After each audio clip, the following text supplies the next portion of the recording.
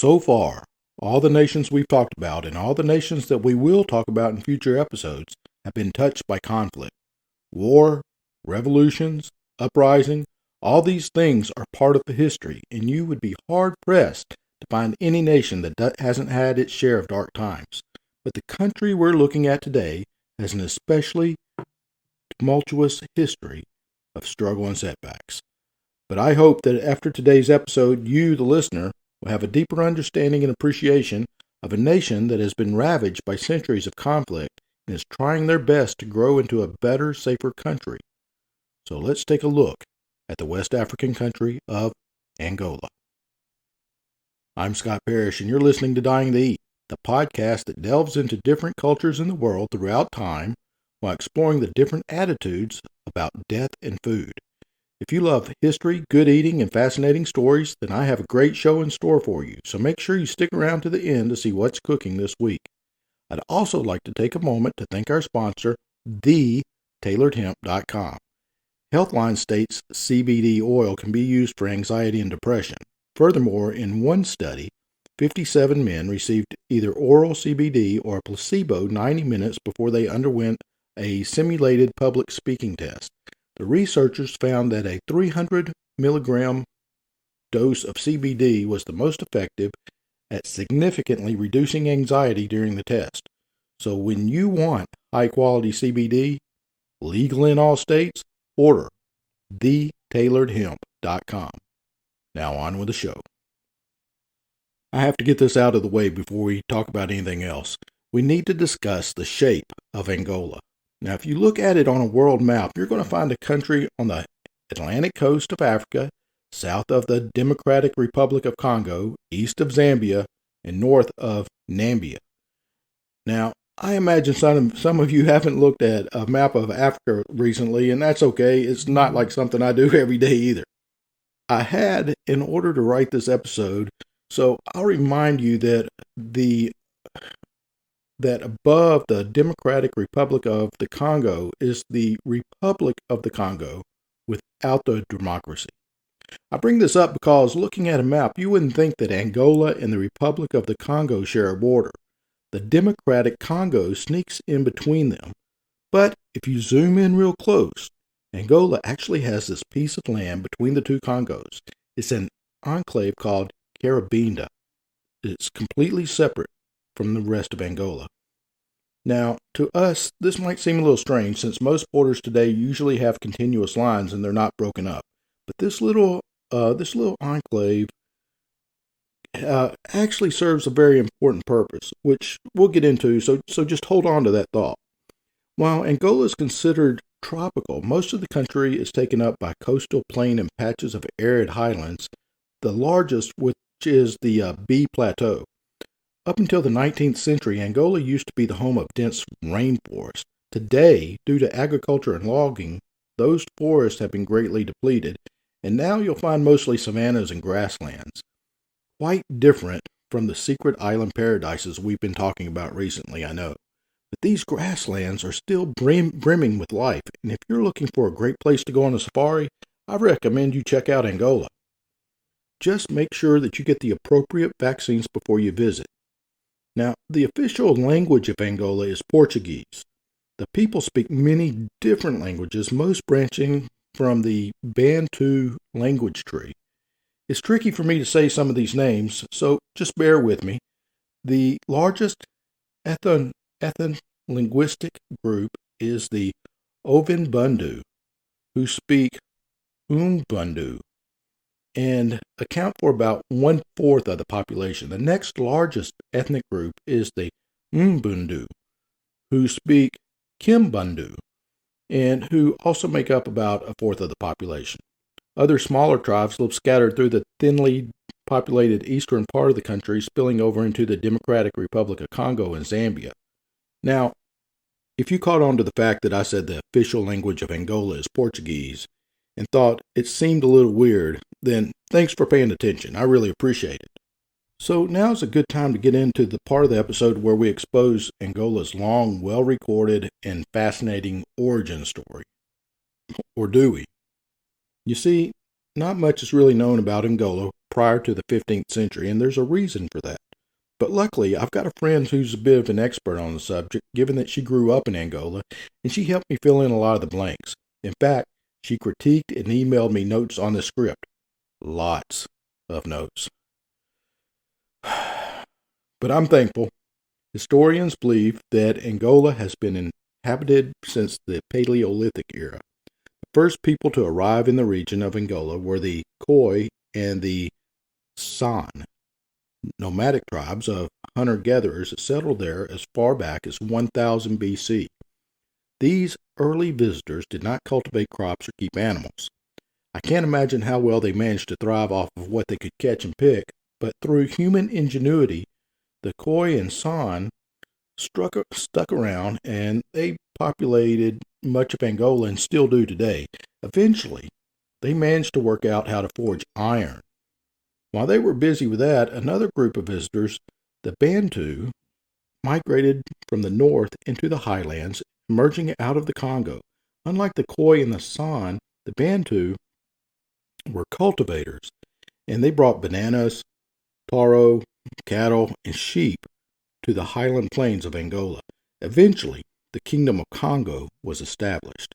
The kingdom spanned from the north part of Angola to the southernmost part of Gabon, including the two Congos that we know today. They began with the marriage of Nima Ana Zimba and Lokeni Lo Ana Sanzia. I'm sure I nailed that. Their fourth child, Luke Ilu Amini, born in 1367, became the founder of the Kingdom of Congo when he conquered the kingdom of Miwina Kabunga. The Kingdom of Congo ruled for over 200 years unopposed, consisting of social structure that was divided into an upper class, a lower class, and slaves. The kingdom was made up of several provinces, each ruled over by a governor that took orders from the king. These governors would then appoint other officials. The economy of the kingdom centered mostly on ivory, palm wine, animal products, and crops like millet. They even had a working messenger service, a tax system, and a judicial process. You know, sometimes I think history often overlooks things like this. History books would have you believe that until European settlers like the Spanish and the English came along, the native people of the world were living in the Stone Age. Man, that's just not true. For many natives around the world, including the Bantu, they thrived and they grew in their own societies. Sometimes I wonder what the world would be like today if the European explorers just minded their own business. Well, no 4th of July fireworks for sure.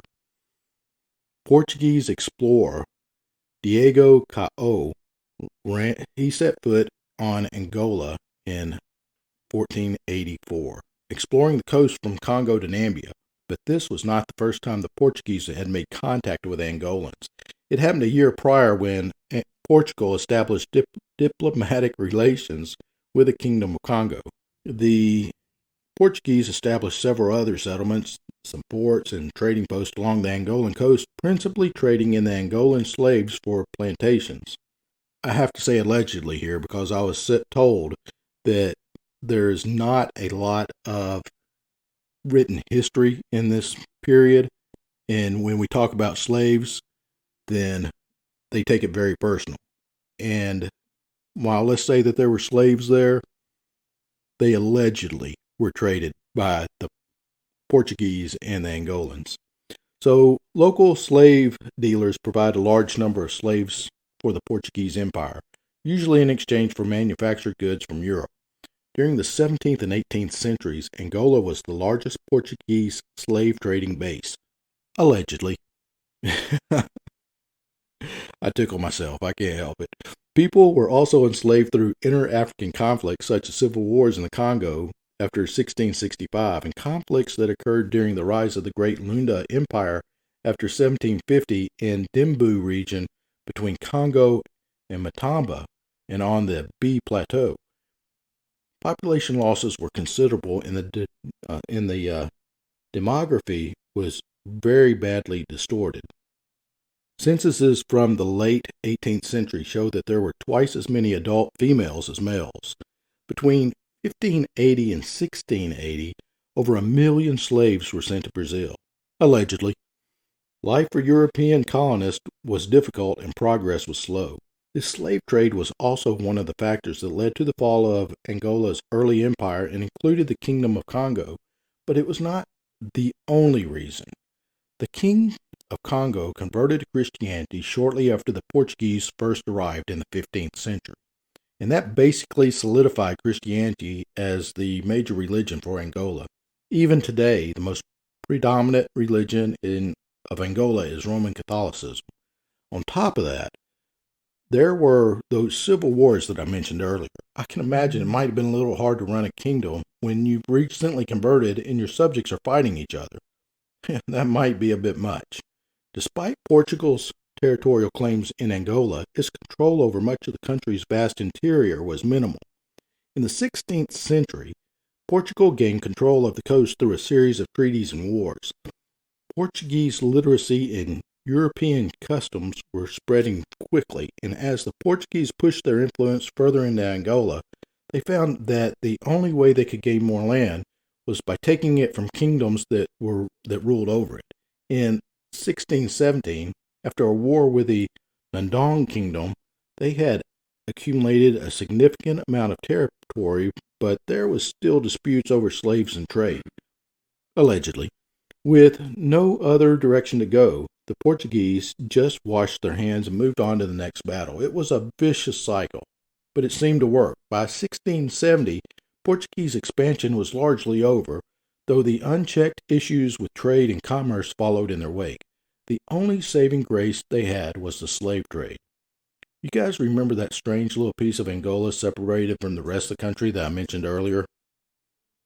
To remind you, it's called Cabinda, and in the 18th and 19th centuries, it was a major center of trade and exports. At that time, slaves were an important commodity. For a long time, natives were taken from Angola and sent over to the New World, but mostly to Brazil, the other large Portuguese territory. We covered that in another episode. So there, they would produce coffee, cotton, coca, and sugar and send it back to Angola, which would then be shipped to Portugal. Now, technically speaking, the export of slaves was banned in Angola in 1836, but the trade itself didn't end. The Brazilian market was still open, and it wouldn't officially close until about 20 years later in the 1850s. In 1875, slavery was abolished in the Portuguese Empire, but it remained intact in Angola in different thinly disguised forms until 1911, and in some cases, all the way to the 60s, the 1960s. The Industrial Revolution brought new imports of metal and cloth goods, effectively reorganizing the economy of Angola. Instead of producing these goods themselves, it was actually cheaper to buy the imported items. Because of this, most of Angola's exports suddenly turned into commodities such as peanuts, rubber, honey, and ivory. This was a good thing. Aside from the slave trade officially losing its traction and finally coming to an end, that line of business did not affect the communities of Angola from an economical standpoint. With the popularity of these new trade goods, the whole population of Angola became employed in production and transport. Hundreds of thousands of people started making money. As wealth increased and people became more involved, new trades of business started to open for the natives and the colonials alike. The Ovimbundu turned from slave raiding to long-distance trade, and their caravans penetrated as far east as the East African coast. The Choctaw were expert hunters in elephants and collectors of wax and rubber, which they made their own special exported goods. Although when they opened up to the world, there were a few problems that rose up as well. The Choctaw, with their ivory, rubber, and wax, accumulated firearms, which they in turn used to overthrow the Lunda Empire in the 1880s. Commoners started to become richer, and places like the Kamsing Kingdom started to demand a stronger voice in their government, leading to the collapse. On the coast, where Portuguese colonialism was the strongest, plantations of coffee and coca still used native labor as a means of growing and harvesting their product. This without mentioning the fisheries and mines that natives were also laboring in starting in the early 1900s. As far as I can tell, this all started with the Portuguese. They came and completely changed the entire country for just a few hundred years, in some good ways and in some very, very bad ways. Kingdoms were abolished, and Portuguese worked directly through chiefs, headsmen, and African policemen. Conversions to Christianity increased, and by 1940, there were about 1 million Christians in Angola, some three-fourths of them Roman Catholics. Angola natives were taxed and subjected to forced labor and forced cultivation with a stringent set of tests imposed on the few non-white assimilated persons, we'll say that in quote, the assimilated persons who applied to be exempt from these impositions. It might seem like the tight grip of that Portugal had on Angola was destined to last forever. Of all of the Portuguese territories, Angola was the richest in natural resources, so it made sense that they'd stick around. But as we've learned over the past episodes, sometimes history just doesn't make sense. In fact, Portugal's influence in Angola had greatly diminished by 1920, save from a remote colony in the southeast. It seemed only fitting that Angola would start a revolution in 1961 following the example of their neighbors to the north in Congo against the Belgians. This revolt was a lot different compared to the American Revolution, as I would usually think of in situations like this, and I'm sure I'm not the only one that this comes to mind. But this was a war based on guerrilla tactics rather than traditional battle etiquette. Land alienation and forced labor sparked rebellion in the coffee zone, while the Kwango Valley, the peasants rose up against forced cotton cultivation. An attack on the prison of Luanda was led by frustrated Creoles. To contain the revolt, the Portuguese deployed large numbers of troops and set up strategic hamlets, and by encouraging Portuguese peasants to immigrate to Angola, raised the European population by about 330,000 by 1974. The Portuguese tried to placate the Angolans by trying to build a better relationship, so they abolished forced cultivation, forced labor, and the stringent tests to gain assimilated status. Now tell me, wasn't that nice? No more forced labor. So they also improved education, health, social welfare services, and protected peasants from land alienation. This didn't work out like they intended, and the economy entered into another sustained boom. The standard of living rose, and the very people of the Portuguese that they were fighting against just became richer. But the biggest help for Angolan independence was actually from somewhere completely different. The first movement for independence, led by a group of revolutionaries called the National Front of the Liberation of Angola, or FNLA for short, obtained aid from the United States and China. Similarly, Portuguese Communist Party, which was founded in 1956, drew foreign support from the Soviet Union and helped to establish another liberation movement called the Popular Movement for the Liberation of Angola, or the MPLA. Basically, what we're looking at is the Cold War in Angola. There was also a third liberation movement, the National Union of the Total Independence of Angola, or UNITA, UNITA, that managed to get by with hardly any foreign support, though China did supply some aid. The problem was that even though these three movements were fighting for the same cause, they were also fighting each other. In fact, because the movement couldn't find any stable ground in Angola, the Portuguese managed to get a leg up on the revolution in the early 1970s. It was only when a military coup in Portugal that overthrew their own dictatorship in 1974 did they finally lose their hold on Angola. When this happened, it affected all three liberation movements.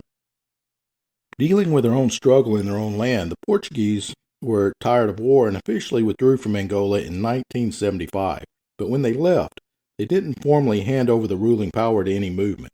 Unable to form a united front after the coup, the FNLA and the UNITA were greatly diminished. The only group that remained strong was the MPLA, who continued to receive support from the Soviet Union and Cuba.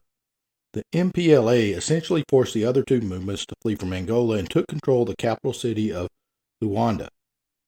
While the MPLA was establishing themselves as a governing body in Angola, the FNLA and the UNITA movements tried to call on the South African allies for help. They probably weren't counting on the Communist Party to send around 40,000 troops from Cuba to defend the MPLA.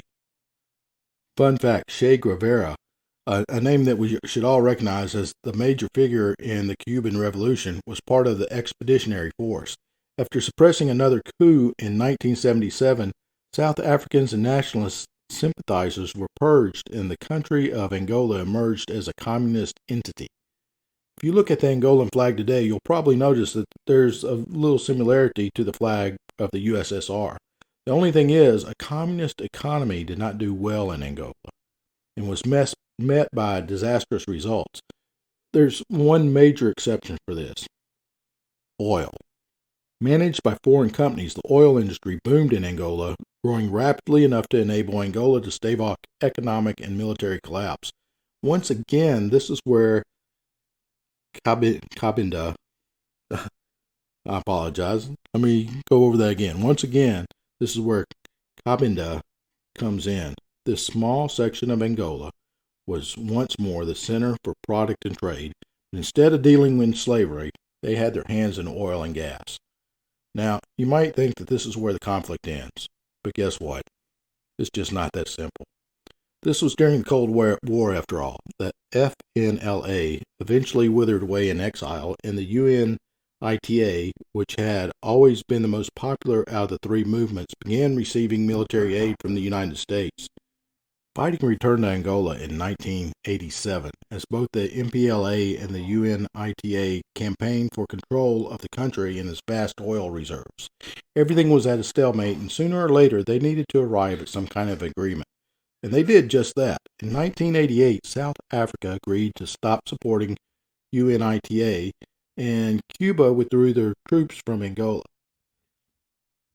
Left on their own, the two opposing parties had to take matters into their own hands. The two leaders at the time, Santos and Samambi, met for negotiations in 1989, and everything came to a ceasefire.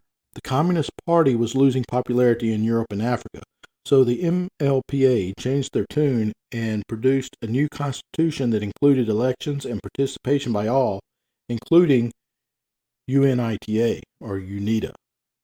Elections were held in 1992 under the United Nations supervision, and Santos was elected president. Then the MPLA gained a majority in the parliament, but UNITA made a strong showing, especially on the B Plateau. Charging election fraud, UNITA renewed the civil war while its delegates were in Luanda were massacred in popular uprisings that many believe had government backing. Wow, what a mess of worms here, I mean, it just never ends for these guys. At the end of 1992, UNITA controlled approximately two-thirds of the country, including valuable diamond mines that were used to pay for the continuing cost of the war. Fighting raged through 1993 as the government gradually regained territory and won greater support abroad. Both South Africa and the United States recognized the government of Angola in 1993, as did the United Kingdom by ending an arms embargo that had existed since 1975. Meanwhile, international pressure mounted on the two sides to reach a peaceful solution. Sanctions against UNITA were imposed by the UN in September 1993 after it disregarded a ceasefire that it had accepted, but it appeared that UNITA could continue the war for some time with its vast stockpile of weapons. Eventually, an agreement was called the Lusaka Accord, was signed by the government and UNITA on November 20th, 1994. This agreement allowed UNITA to be reintegrated into the government, providing fighting ceased on that day. Although minor fighting between the two groups continued, Santos and Samvimba Savimbi met several times over the next 3 years to resolve issues relating to the final form of the combined government. In August 1996, Savimbi finally agreed to accept the title of leader of the opposition, but he declined to attend the ceremony in April 1997 at which UNITA delegates formally get united and joined the government. Relations between the two groups were further complicated that year by a civil war in the Democratic Republic of Congo. UNITA supported the crumbling Zairian regime because the group had been able to transport its diamonds through the country, while the Angolan government supported the vicious rebels led by Lahon Kabila. How do you like that one? Today, the hostility between UNITA and the Angolan government still exists, and the delegates of UNITA have been expelled from the government.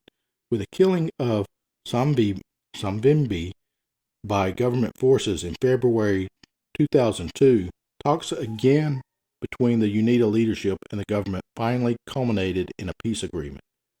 Although the country breathed a collective sigh of relief with the end of the 27 years of civil war, the Angolan government was facing a daunting challenge of rebuilding the country's physical and social welfare infrastructure, which most of it had just been completely destroyed.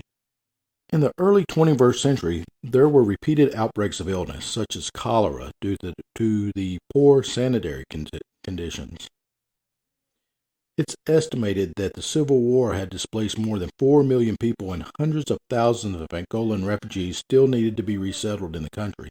Not to mention that thousands of landmines were strewn haphazardly through the country during the conflict.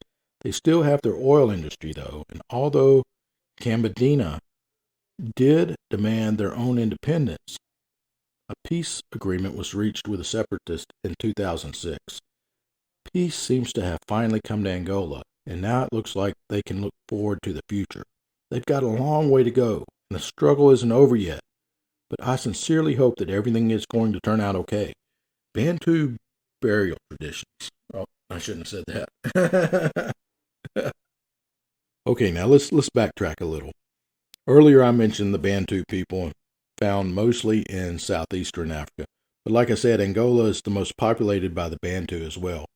So let's delve a little deeper into their customs and traditions, particularly the interesting burial practices that have managed to persist through all the centuries. The Bantu did believe in gods and tell a good story of the origin of death involving a chameleon and a lizard. God sent this chameleon to tell man that he would not die and be allowed to live forever. But the chameleon moved slowly, and when the chameleon stopped to eat, the lizard, who was much faster, ran ahead and told man he was going to die, essentially dooming all of mankind to permanent death. Today, chameleons and lizards are considered bad omens. Many Bantu stories center around personified talking animals. Another prominent character is the hare, a symbol of skill and speed, and the tortoise. Those two characters sound familiar? Then you've really been paying attention. That's right, the Bantu stories very well possibly could be the origin of the tortoise and the hare. Aside from the talking animals and their god, the Bantu mostly worship their ancestors.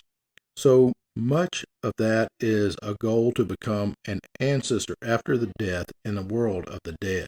The Bantu were very suspicious and believed that I say that they were, I'm going to say that they are still very suspicious. And they believe that the spirits of the dead can linger in the world of the living as long as someone remembers them. These spirits can even communicate with the living through dreams, omens, and through mystical figureheads like seers.